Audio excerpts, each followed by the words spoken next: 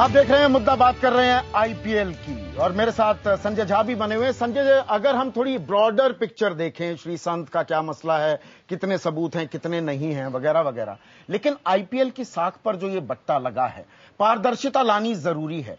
क्या वो आ पाएगी? पहला कदम क्या उठाना होगा अगर आपको फिर से अपनी क्रेडिबिलिटी बनानी है आईपीएल वालों को?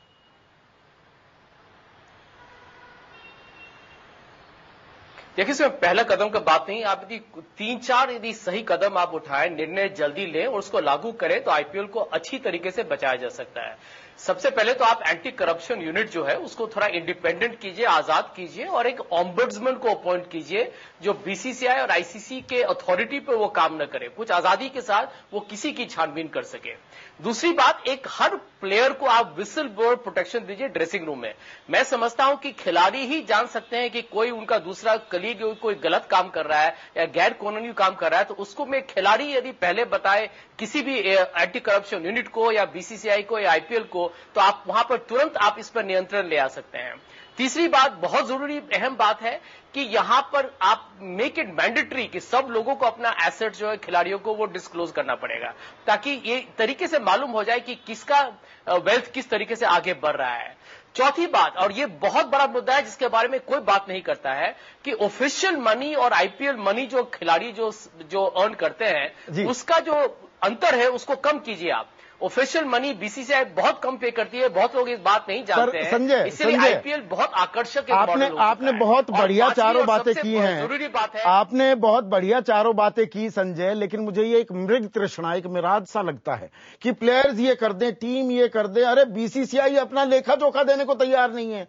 वो बताती है मैं तो नॉन प्रॉफिट ऑर्गेनाइजेशन हूं, मैं तो एक ट्रस्ट के तहत आता है, सुप्रीम कोर्ट से निर्देश आ गए तो वो अपनी चीजें बताने को तैयार नहीं। प्लेयर से मांग लेंगे, अपना बताएंगे नहीं कुछ। ये अजीब नहीं लगता आपको दिलीप? जिस देश में 40,000 करोड़ की सट्टा लगता है इस खेल पे, आप उस पे नियंत्रण नहीं लगा सकते। आप सोचते हैं कि गेम को मैं क्लीन करूंगा झाड़ू पोछा से, पता नहीं, because the quantum of money जो आप बात कर रहे हैं, ये क्वांटम किसी एक प्लेयर या किसी दो प्लेयर को करप्ट करने से ये खेल नहीं हो सकता। ये 40,000 करोड़ जो ये तो खेल ऐसा हो गया है दिलीप कि लोग अपने देश के लिए खेलने के लिए तैयार नहीं है, आईपीएल में आकर खेलेंगे। क्योंकि क्रिस गेल वेस्ट इंडीज के लिए नहीं खेलता है, रिकी पॉन्टिंग ने संन्यास ले लिया है, एडम गिलक्रिस्ट यहां आकर खेल रहा है। 42 साल की उम्र में इन लोगों को डेली बेली हो जाती थी, पेट खराब हो जाता था, ये भारत आकर खेलते नहीं थे। अब सब भारत आ गए, बहुत प्यारा हो गया भारत 45 डिग्री में। 3 चीजें हो गए, यहां पैसे हैं, दूसरे यहां नियंत्रण नहीं है, और तीसरे यहां टीवी और मीडिया का जो खेल है ये बहुत बड़ा हो गया है। तो वो सारे हीरो पैसा बोलता है ना, अब तो पैसा बोलता है, और तीनों चीज होना चाहिए। पैसा कमाना बुरा नहीं, लेकिन क्या उसके लिए कोई एक तरीका होना चाहिए? वो सिस्टम पर कोई सोचता भी है मन्नी पाजी? मुझे नहीं लग रहा है कोई इस समय सोच रहा है, लेकिन अब सोचने का वक्त आ गया है। ये वेकअप कॉल है, एक्चुअली वेकअप कॉल काफी मिल चुके हैं, लेकिन ये बहुत बड़ा वेकअप कॉल है। और आई होप कि बीसीसीआई जागे और इन्हें कॉन्फ्लिक्ट ऑफ इंटरेस्ट और पैसा किस तरह से खिलाड़ियों में जाना चाहिए, वो जो कैप खिलाड़ी है वो पैसा उसमें, और एक को 30 लाख मिल रहा है, एक को 10 करोड़ मिल रहा है, वो गैप थोड़ा सा कम जब तक नहीं होगा, मुझे लगता है कि इन सब चीजों के ऊपर तवज्जो देना। और यहां पर लोग बहुत सवाल पूछना चाह रहे हैं। जी सर, मेरा सवाल है कि जो इंडियन पुलिस है, ये सर ये इनको पहले से खबर होती है कि ये जो सट्टेबाज सट्टे लगा रहे हैं, इनको पहले क्यों नहीं रोकती सर ये सट्टा लगाने से? पुलिस की क्या जिम्मेदारी? क्या पुलिस यहां पर बीसीसीआई और आप कामकाज से वाकिफ हैं, क्या बीसीसीआई कहीं अंकुश लगाती है? समन्वय, कोऑर्डिनेशन क्यों नहीं हो पाती बीसीसीआई में, लॉ एनफोर्सर्स में?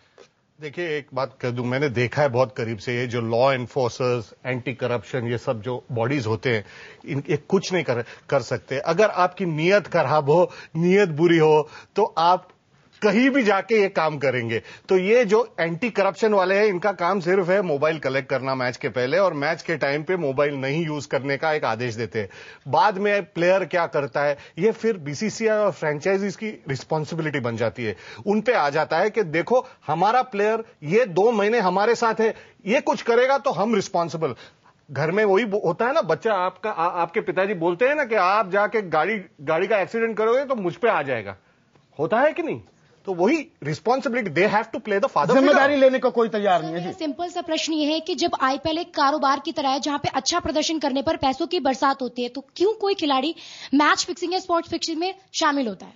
मेरे ख्याल से पैसे का लालच एक ऐसी चीज है, जैसे मैंने पहले भी कहा था कि आपके पास अगर एक गाड़ी है तो आपको उससे बड़ी गाड़ी चाहिए, सो वो लालच कभी पैसे का खत्म नहीं हो सकता है। उसके ऊपर पुलिसिंग करनी मेरे ख्याल से बीसीसीआई, और उसमें मेंटरिंग की भी जरूरत है। मेंटरिंग, यस बिल्कुल, you have to mentor these kids. इनको बार बार देखिए, अगर आप इनको एक बार बोल दे कि आपको ये काम नहीं करना है, सिर्फ इतना बोल के निकल जाए, तो ये बात बनने वाली नहीं है।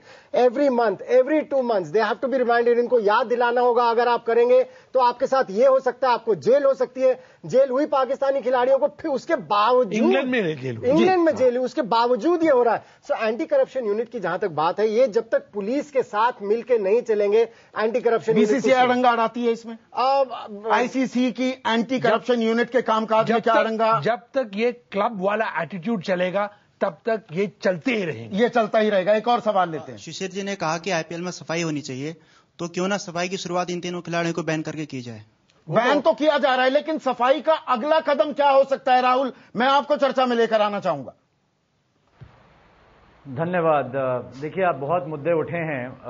सबसे पहले मैं ये कहना चाहूंगा कि बीसीसीआई का आप ये देखिए कि अप्रोच क्या है मैच फिक्सिंग और स्पॉट फिक्सिंग पे।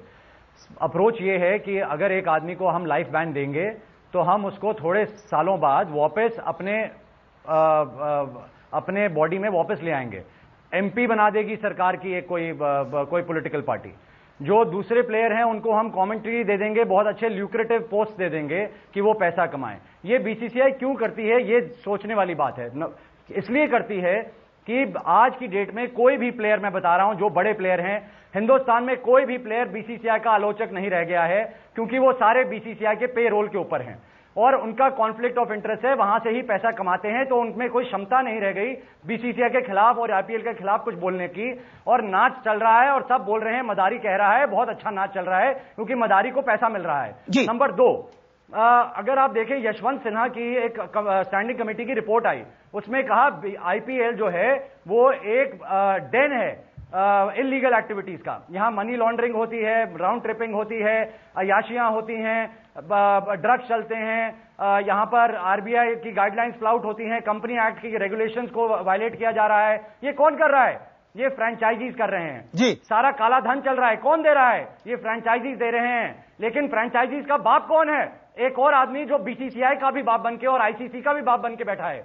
जब तक आप इन कॉन्फ्लिक्ट्स को नहीं हटाएंगे, आज की डेट में हिंदुस्तान का कप्तान उसी जो आदमी की कंपनी का बिल्कुल ये कॉन्फ्लिक्ट ऑफ इंटरेस्ट की जो आप बात कह रहे हैं, संजय झा, मैं आपसे इस पर आपकी प्रतिक्रिया चाहूंगा। जो ये राजनीतिक जमात की एक खामोशी है, और यशवंत सिन्हा की रिपोर्ट वो बड़ी अच्छी लिखी हुई रिपोर्ट है, बड़ी तफसील से वो कमजोरियों में जाती है हमारे ढांचे की, पर उस पर तवज्जो क्यों नहीं दी जाती?